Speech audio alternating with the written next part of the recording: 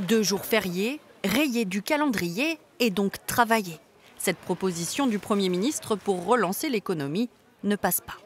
C'est scandaleux, hein, comme tous les Français, donc c'est toujours nous qui devons payer les choses et c'est jamais les personnes qui peuvent payer plus qui le font. Moi je pense qu'on donne déjà suffisamment entre les impôts, on donne déjà un jour férié aux personnes âgées, donc je pense qu'on peut peut-être aller chercher l'argent ailleurs.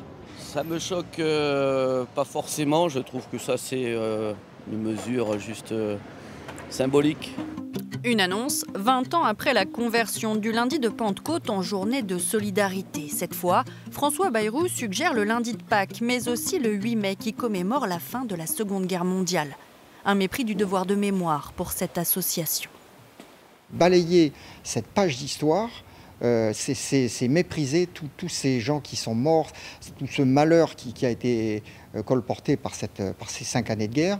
Je trouve que c'est oublier tout ça et donc c'est lamentable. Selon le gouvernement, la mesure rapporterait plus de 4 milliards d'euros et augmenterait la productivité des entreprises. Mais à Lyon, ce gérant d'une brasserie qui fait le plein les jours fériés s'attend à une chute de sa fréquentation. Ça va être entre 10 et 12 000 euros de chiffre d'affaires en perte. Ce qui est énorme, surtout dans un lieu touristique comme ici. 2 jours fériés de moins et parfois des ponts entiers selon les années. Une très mauvaise nouvelle pour les croisiéristes de la Seine. Ça veut dire que ce n'est pas simplement le jour férié en moins, c'est quelquefois 2, 3, 4 jours qui sont moins bons. Donc si on compte une bonne année où ces ponts-là représentent chacun 4 jours, ça nous fait 8 jours de haute saison sur lesquels on peut avoir une baisse de 30 à 40% de notre chiffre d'affaires.